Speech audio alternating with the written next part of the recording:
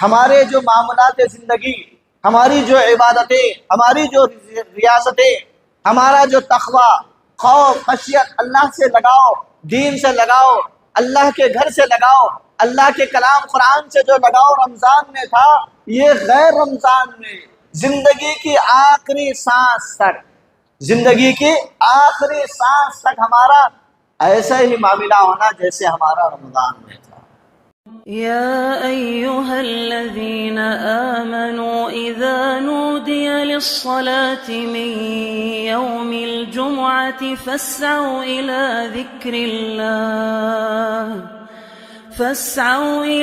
ذكر الله وذروا البيع ذلكم خير لكم إن كنتم تعلمون۔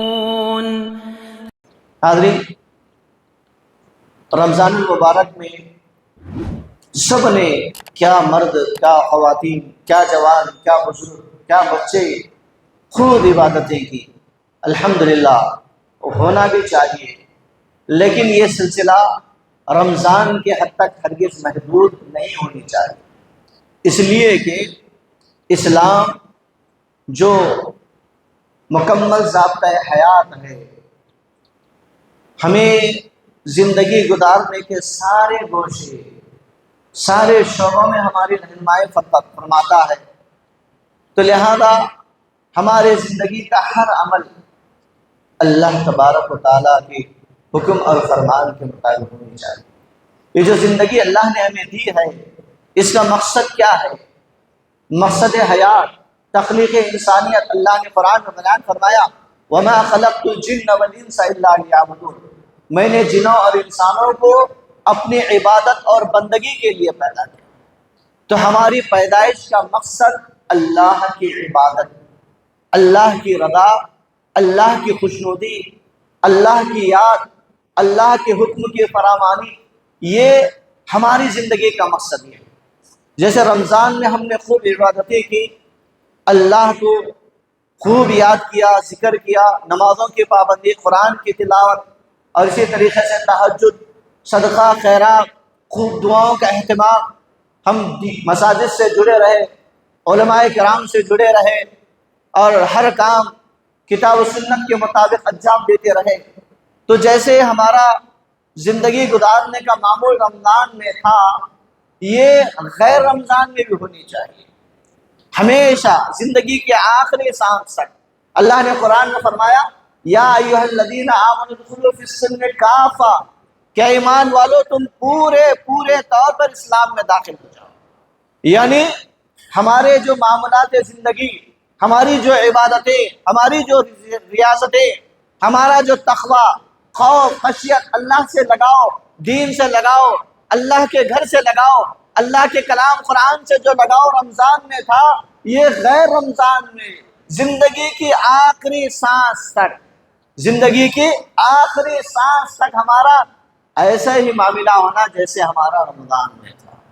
تو بھائیو، تب جا کر کے ہم اللہ کی رضا، اللہ کی خوشنودی کو حاصل کر سکتے ہیں، تب جا کر کے ہم آخرت میں اللہ کے پاس کامیاب ہو سکتے ہیں، اللہ کی مغفرتوں کے حقدار، بخشش کے حقدار ہو سکتے ہیں، اللہ کے عرش کے سائے کے نیچے جگہ پا سکتے ہیں، پلسرات کا راستہ ہمارے لیے آسان ہو سکتا ہے، اور حشر کے ہولناکیوں سے بچ سکتے ہیں، پیارے نبی صلی اللہ علیہ وسلم کے ہاتھوں حوض کوثر کا پانی پی سکتے ہیں، پیارے نبی صلی اللہ علیہ وسلم کی شفاعت ہمیں نصیب ہو سکتی ہے۔ سب اس وقت ہوگا جب ہماری زندگیاں جیسے رمضان میں تھی، غیر رمضان میں بھی ہمارا یہی معاملہ ہونی چاہیے۔ اللہ کا ڈر، اللہ کا خوف، تقوی، پرہیزگاری، اخلاص، للہیت، یہ زندگی کے ہر ماہ، ہر ہفتہ، ہر دن، ہر گھنٹہ، ہر لمحہ، ہر منٹ، ہر سانس ہونا چاہیے۔ یہ گویا کسی ماہ کے خاص کے ساتھ مختص نہیں کہ رمضان آیا تو خوب عبادتیں کی، رمضان کے ساتھ ہماری عبادتیں ختم ہو گئی، نہیں بھائی۔ رمضان کا جو چاند نظر آیا، رمضان کا چاند طلوع کرنے والا اللہ، اس کے بعد شوال کا چاند اللہ کے حکم سے طلوع ہوا۔ رمضان جیسے اللہ کا مہینہ، شوال بھی اللہ کا مہینہ، پورے سال کے 12 مہینے اور 365 دن یہ اللہ کے بنائے ہوئے ہیں، اور سال کے 365 دن ہمیں اللہ کے حکم کی فرما برداری کرنا ہے، اطاعت کرنا ہے۔ ہمارے دلوں میں اللہ کا ڈر، خوف، خشیت ہونی چاہیے۔ ایسا نہیں کہ ہم نے ایک ماہ پوری جد و جہد کے ساتھ، پورے لگن کے ساتھ، دلچسپی کے ساتھ اللہ کی عبادت کیے، 11 مہینے ہمارا پھر معمول الگ رہا، تو ایسی صورت میں اللہ کی رضا کو، ہم اللہ کی خوشنودی کو، اور اللہ تعالیٰ نے قرآن میں جو وعدے اپنے نیک بندوں سے کیے ہیں، یہ خاص عبادتوں سے نہیں بلکہ ہماری زندگیوں کے اندر عبادات کو معمول بنانا چاہیے، تب جا کر ہم اس کو حاصل کر سکتے۔ پیارے نبی جناب محمد رسول اللہ صلی اللہ علیہ وسلم نے فرمایا، احب الاعمال الی اللہ ما دُوِّمَ، اللہ تعالیٰ کو سب سے زیادہ محبوب، سب سے زیادہ پسندیدہ وہ اعمال ہیں جن میں ہمیشگی ہو، ہمیشگی والے، بھلے کم ہو، تھوڑے ہو، لیکن جو انسان اپنے عمل میں ہمیشگی اختیار کرتا ہے، جس کے عمل میں مداومت ہوتی ہے، تو گویا اللہ اس کو بہت زیادہ پسند۔ وقتیہ اعمال، وقتیہ اعمال بھائیوں، یہ اللہ کو راضی کرنے کا ذریعہ نہیں بن سکتے، بلکہ ہمیشگی اختیار کرنا۔ گویا ہمارے عمل کا تعلق اللہ کی رضا، خوشنودی جہاں ہے اس میں دوام بھی ہونی چاہیے، ہمیشگی ہونی چاہیے۔ ہمیشگی والے عمل کو اللہ بہت زیادہ۔ رمضان آیا، ہم نے خوب قرآن پڑھا، 1 قرآن، 2 قرآن، 3 قرآن ختم کیے، یہ بڑی اچھی بات ہے، بڑی اچھی بات ہے۔ لیکن رمضان کے جانے کے بعد بھی جہاں ہم رمضان میں روزہ میں 1 پارہ پڑھ رہے تھے، غیر رمضان میں کم سے کم 2-4 رکوع ہی صحیح، 2-4 رکوع ہی صحیح، 1 صفحہ ہی صحیح۔ بھائی ایسا نہیں کہ پھر رمضان آنے کے بعد ہم قرآن کھول رہے ہیں، نہیں بھائیوں، اس طریقے سے رمضان میں ہم نے فرض روزوں کا خوب اہتمام کیا، لیکن رمضان کے جانے کے بعد روزے اور ہیں، گرچہ کہ وہ فرض نہیں ہے، نفل روزے ہیں، لیکن ان کا اجر اور ثواب اللہ نے بہت رکھا۔ پیارے نبی صلی اللہ علیہ وسلم نے فرمایا، جو رمضان کے 1 ماہ روزے مکمل کرنے کے بعد شوال کے 6 روزے کا اہتمام کرتے ہیں، گرچہ نفل، لیکن 1 سال مکمل روزے رکھنے کا اجر و ثواب ملے گا۔ ہاں، یہ اور بات ہے کہ یہ روزے مسلسل رکھیں یا ناغا کر کے، تو لہذا حاضرین، رمضان اس کے بعد شوال کے 6 روزے مسلسل رکھ سکتے ہیں، بہتر ہے۔ پھر اس کے بعد اگر کوئی مسلسل شوال کے روزے نہ رکھ سکے تو کم سے کم شوال کا مہینہ ختم ہونے تک کبھی بھی رکھ سکتے ہیں، اجازت ہے۔ شوال کے روزے جیسے 1-2 روزے رکھے، پھر 2-4 دن ناغا کر لیے، پھر 2 روزے رکھے، پھر 1-2-4 دن ناغا، پھر 2 روزے رکھے، اس طریقے سے شوال کے مہینے میں 6 روزے شوال کا مہینہ ختم ہونے تک اس کا اہتمام کرنی چاہیے۔ یہ 6 روزے اور رمضان کے 1 مہینے کے روزے جو رکھتے ہیں، 1 سال کے جو 365 دن ہوتے ہیں، 365 دن روزے رکھنے کا اجر و ثواب ملے گا۔ تو لہذا اس کا اہتمام کرنی چاہیے۔ رمضان کے بعد اسی طریقے سے بھائیو، اللہ کے نبی صلی اللہ علیہ وسلم یعنی ایام 20 کے روزے رکھتے ہیں، ہر قمری تاریخ کے 13، 14، 15 یہ روزہ اللہ کے نبی صلی اللہ علیہ وسلم کی سنت ہے۔ پیر جمعرات کو اللہ کے نبی صلی اللہ علیہ وسلم روزے کا اہتمام کرتے ہیں۔ اللہ کے نبی صلی اللہ علیہ وسلم سے پوچھا گیا، اللہ کے نبی صلی اللہ علیہ وسلم آپ پیر کو جمعرات کو روزے کا اہتمام کرتے ہیں؟ اللہ کے نبی نے کیا کہا کہ پیر جمعرات کو بندوں کے اعمال اللہ کے پاس پیش کیے جاتے ہیں، میں اس بات کو پسند کرتا ہوں کہ میرے اعمال جب اللہ کے پاس پیش کیے جائیں تو میں روزے کی حالت سے۔ تو بھائیو، رمضان کے روزے تو الحمدللہ ہم نے کیے، اللہ قبول فرمائے، اللہ کئی گنا زیادہ اجر عظیم سے مالا مال فرمائے۔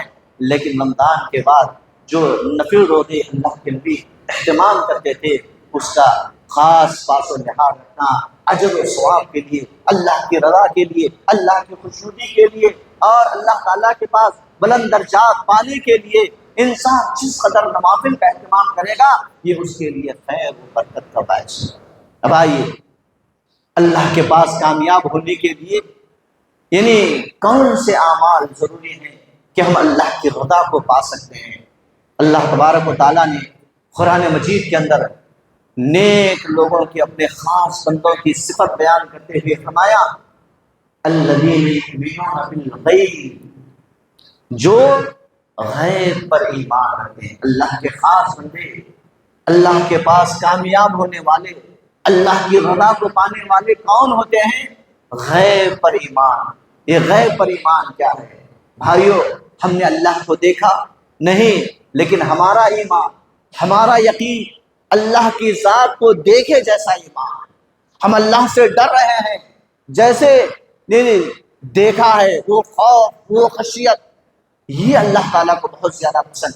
ایک مومن بندہ جب اللہ تبارک و تعالیٰ کو یاد کر کے، اپنے گناہوں کو اللہ کے سامنے رکھ کر کے روتا ہے، گڑ گڑاتا ہے، اپنے آنسوؤں کو بہاتا ہے، تو بندے کی یہ ادا اللہ کو بہت زیادہ پسند ہے۔ بھائیو، اسی طریقے سے ہم نے جنت کو نہیں دیکھا، جنت کی پورے کیفیت، حالت پیارے نبی صلی اللہ علیہ وسلم نے احادیث کے اندر بیان فرمائے، لیکن ہمارا ایمان دیکھے جیسا۔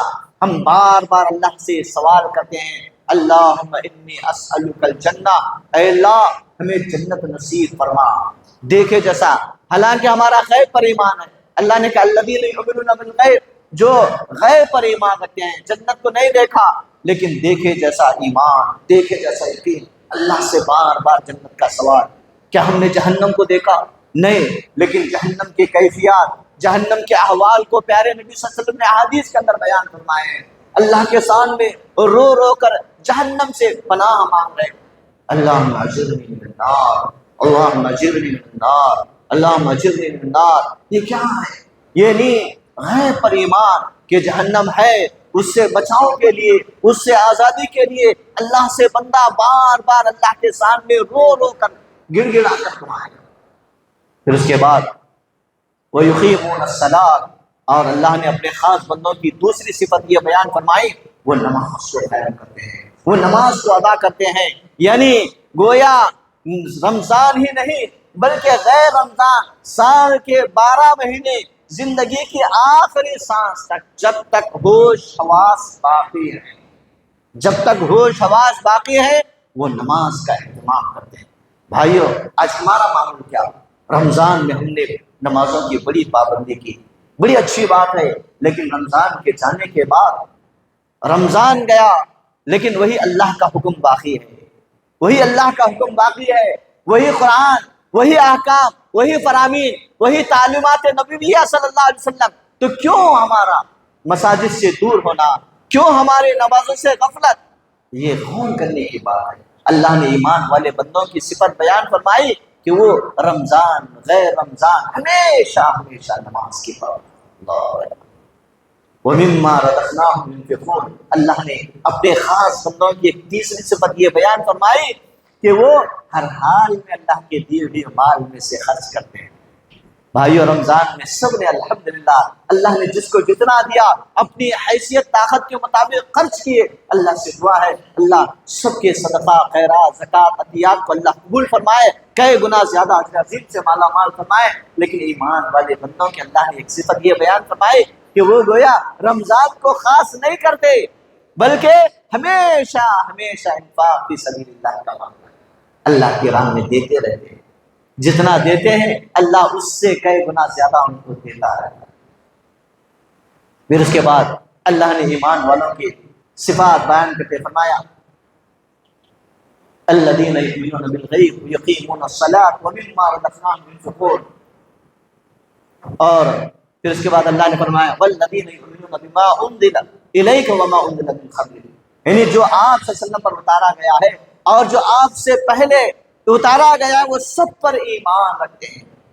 وَبِالْآخِرَةِ هُمْ يُوقِنُونَ، سب سے بڑی ایمان والوں کی صفت خوبی کہ وہ آخرت پر یقین، ہمیشہ آخرت کی فکر میں لگے رہتے ہیں، آخرت کی تیاری۔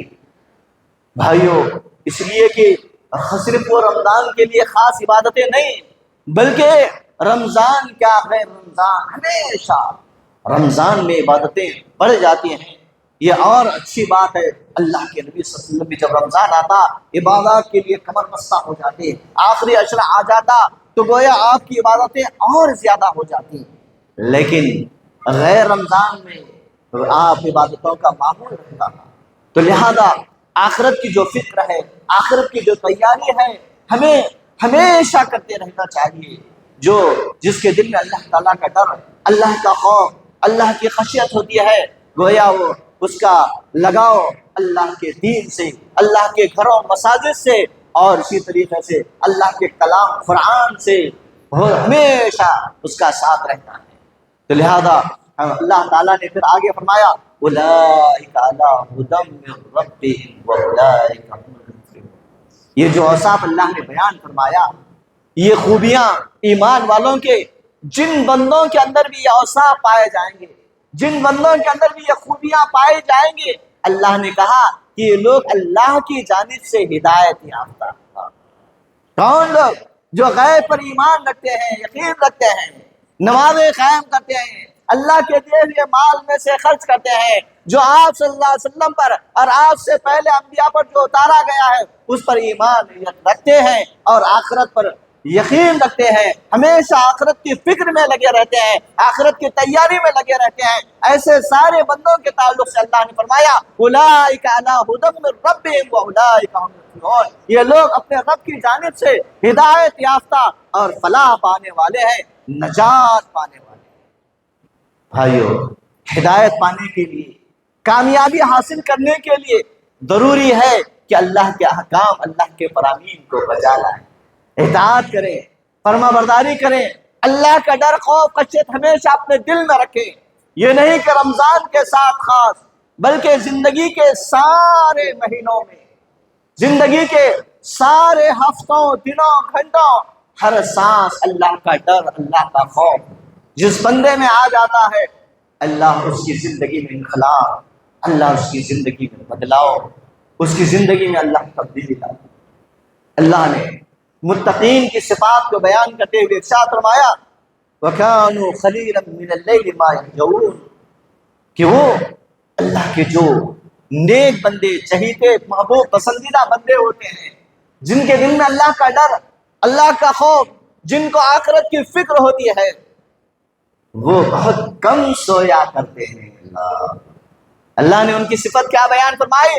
وہ بہت ہی کم سویا کرتے ہیں، وَبِالْأَسْحَارِ هُمْ يَسْتَغْفِرُونَ، اور وہ جب سحر کے لیے اٹھتے ہیں تو گویا اللہ سے خوب استغفار کرتے ہیں، اللہ سے مغفرت اور بخشش کی بھیک مانگتے ہیں، اللہ کے سامنے روتے ہیں، اللہ کے سامنے گڑ گڑاتے ہیں۔ تو بھائیو، یہ معاملہ صرف رمضان کے ایک مہینے کے لیے نہیں ہونی چاہیے، رمضان میں تو ہونا ہی ہونا ہے، غیر رمضان میں بھی اس کو جاری ساری رکھنا چاہیے۔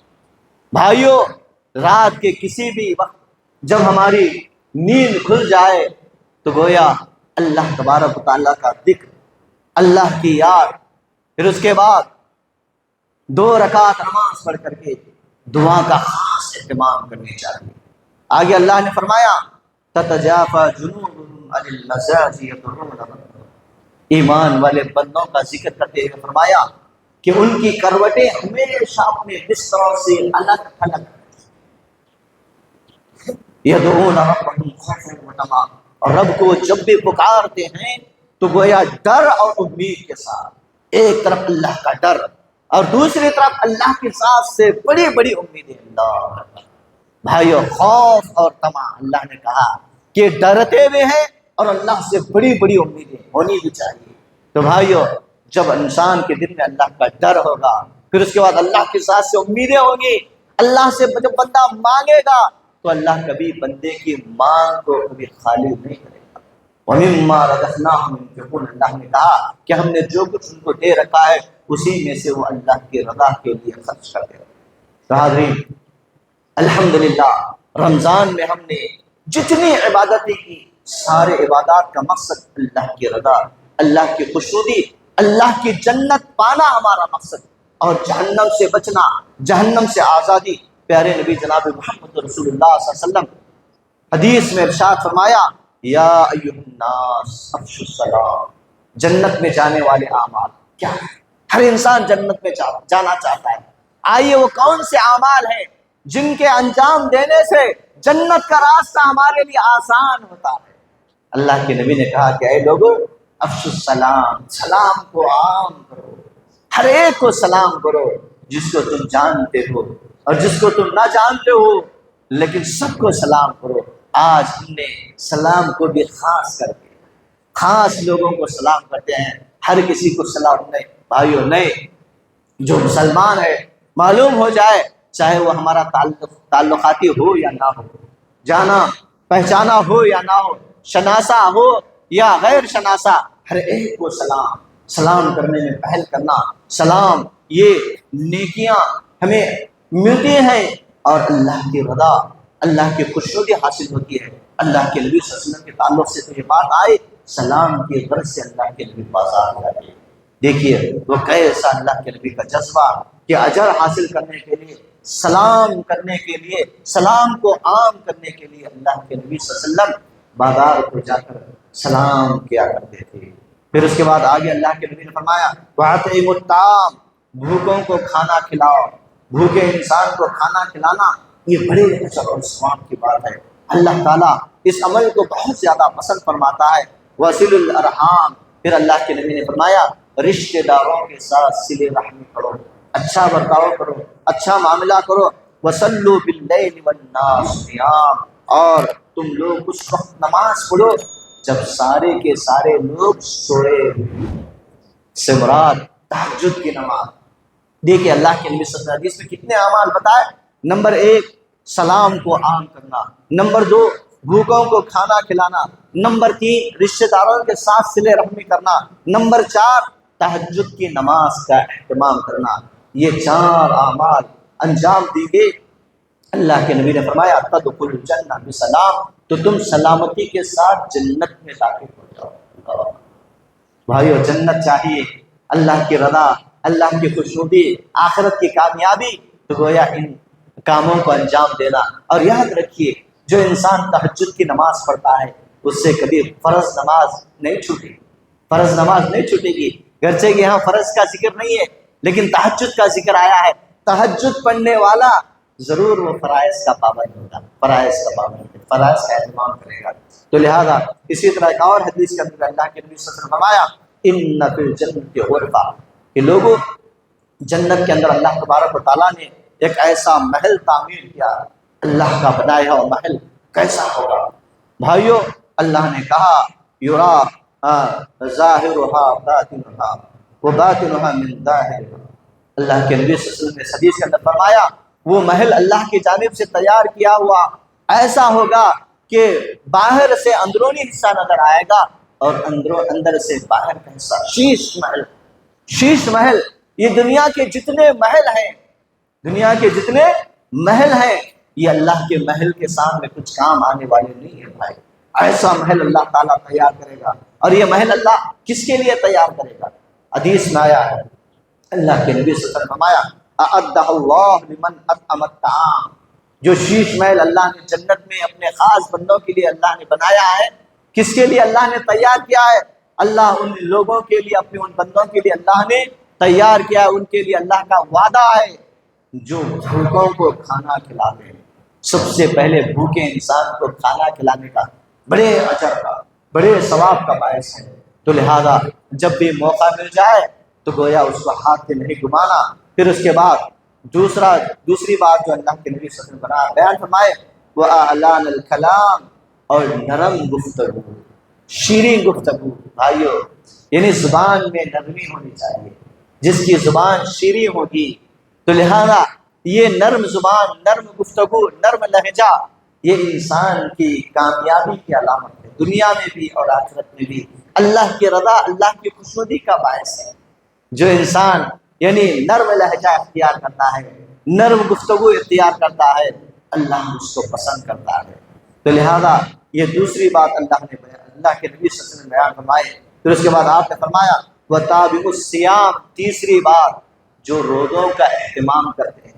الحمدللہ ہم سب نے تو فرض روزوں کا اہتمام کیا، لیکن رمضان کے جانے کے بعد اب پھر رمضان تک تو درمیان میں فرض روزے نہیں ہیں، لیکن کئی ایسے نفل روزے ہیں جس کا اہتمام اللہ کے نبی کرتے ہم کو بھی کرنا چاہیے، جیسے شوال کے روزے، اسی طرح قمری تاریخ کے 13، 14، 15 تاریخ کے روزے، ایام 20 کے روزے اللہ کے نبی اہتمام کرتے تھے، ان روزوں کا اہتمام کرنا۔ پیر جمعرات کے روزے یہ اللہ کے نبی اہتمام کرتے تھے۔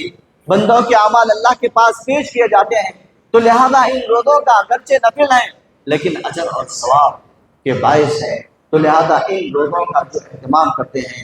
پھر اس کے بعد اللہ کے نبی صلی اللہ علیہ وسلم نے فرمایا وَافْشُوا السَّلَامَ، سلام کو عام کرنا، ہر ایک کو سلام کرنا۔ یہ سلام دلوں میں الفت و محبت پیدا کرتا ہے اور دلوں سے نفرت، بغض، عداوت، دشمنی، کینہ کپٹ کو ختم کر دیتا ہے۔ آج معاشرے میں، خاندانوں میں، گھروں میں، دوستوں میں، تعلقاتوں میں، یعنی دلوں کے اندر جو گندگیاں، غلاظتیں، نفرتیں جو آئی ہیں بھائی، یہ گویا اسلام کے احکام کی دوری کی وجہ سے۔ آپ سلام کو عام کرو۔ سلام یہ دل میں محبت کو پیدا کرتا ہے، سلام نفرتوں کو ختم کر دیتا ہے۔ جو بندہ آپ سے نفرت کرتا ہے، آپ سے دشمنی رکھتا ہے، آپ اس کو بار بار سلام کیجیے، بار بار سلام کیجیے۔ لہذا اس کے دل میں جو رنجش ہے، اس کے دل میں جو نفرت ہے، اس کے دل میں جو عداوت ہے، یہ سلام کی برکت سے وہ نفرت، وہ رنجش ختم ہو جائے گی۔ اللہ کے نبی نے فرمایا یہ محبت پیدا کرتا ہے، یہ محبت کو بڑھاتا ہے، تو لہذا اللہ کے نبی صلی اللہ علیہ وسلم نے سلام پھیلانے کا حکم دیا۔ پھر کہا وَصَلُّوا بِاللَّيْلِ وَالنَّاسُ نِيَامٌ، اور رات کو جب سارے لوگ سوئے ہوئے ہوں تو نماز کا اہتمام کرو، تہجد پڑھو۔ تو حاضرین، تو ایسے صفات، یہ خوبیاں جو اللہ کے نبی نے اس حدیث میں بیان فرمائے، سب سے پہلے بھوکے کو کھانا کھلانا، نمبر 2 نرم لہجہ، زبان میں نرمی ہونا، نمبر 3 انہیں رمضان کے علاوہ غیر رمضان میں بھی نفل روزوں کا اہتمام کرنا، اور نمبر 4 سلام کو عام کرنا، نمبر 5 تہجد کی نماز کا اہتمام کرنا۔ یہ اوصاف، یہ صفات جس کسی بندے کے اندر ہو، اللہ جنت میں اس کے لیے محل، شیش محل، اللہ بھائیو شیش محل چاہیے، اللہ کا بنایا اور بہترین محل۔ تو لہذا یہ جو اوصاف، یہ جو صفتیں اللہ کے نبی صلی اللہ علیہ وسلم نے اس حدیث میں بیان فرمائی، وہ یا اس کو اپنانا، اس کو اختیار کرنا، اس کو اپنی زندگی میں لانا، عملی جامہ پہنانا، تب جا کر کے ہم اللہ کی رضا، اللہ کی خوشنودی کے حقدار بنیں گے۔ پھر اس کے بعد صحیح بخاری صحیح مسلم کی ایک حدیث ہے جس میں کہا گیا تنزل ربنا تبارک و تعالی کل لیلۃ الی السماء الدنیا، یعنی اللہ تبارک و تعالی ہر رات آسمانی دنیا پر نزول فرماتا ہے۔ دیکھیے رمضان میں ہماری عبادتیں خوب بھی الحمدللہ، لیکن غیر رمضان میں بھی عبادتوں اور دعاؤں کا سلسلہ جاری ہے۔ اللہ ہر رات آسمانی دنیا پر نزول فرماتا ہے، اترتا ہے۔ حین یبقی ثلث اللیل الآخر، یعنی کب؟ رات کے آخری پہر میں، تہجد کے وقت۔ اس وقت جو بندہ اٹھے گا، پھر اس کے بعد تہجد کی نماز پڑھے گا، دیکھیے حدیث میں آیا ہے یقول من یدعونی فاستجیب له، اللہ ندا لگاتا ہے۔ اللہ تعالیٰ ہر رات آسمانی دنیا سے آواز لگا رہا ہے۔ رمضان گیا تو بھائیو، اب رمضان کے بعد بھی تو وہی رب ہے، اس کو پکارو، اللہ سے دعائیں کرو، اللہ سے التجا کرو، اللہ سے درخواست کرو، اللہ کے سامنے رو، اللہ کے سامنے گڑگڑاؤ۔ ہماری زندگی کے آخری سانس تک توبہ استغفار کرنا۔ ایسا نہیں کہ رمضان میں ہم نے خوب عبادتیں کی تو وہ اس کے بعد رمضان کے بعد عبادتوں سے، مساجد سے دور ہو گئے، دعاؤں سے دور ہو گئے، نہیں، بلکہ ہر رات اللہ آسمانی دنیا سے آواز لگاتا ہے کوئی جو مجھے پکارے میں اس کا جواب دوں، من یدعونی فاستجیب لہ، ہے مجھے کوئی پکارنے والا، ہے کوئی جو مجھ سے مانگنے والا، میں اس کو عطا کروں۔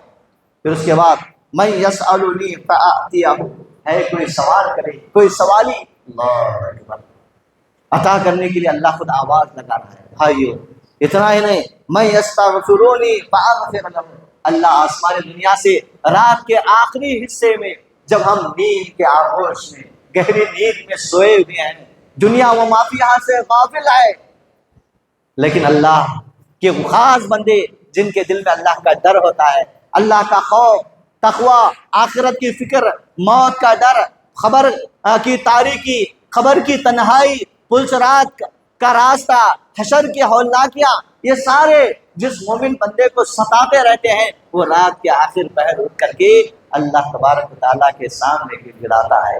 اللہ کے سامنے جب وہ اٹھ کر کے گڑ گڑاتا ہے، اللہ کے سامنے روتا ہے، اللہ کے سامنے بخشش اور مغفرت مانگتا ہے، اللہ اس کو بخش دیتا ہے. خود اللہ نے کہا میں یستغفرونی فاغفر لہ، ہے کوئی استغفار کرنے والا، ہے کوئی توبہ کرنے والا، ہے کوئی بخشش مانگنے والا، معافی چاہنے والا، میں اس کو بخش دوں گا، میں اس کو معاف کر دوں گا. اللہ اکبر.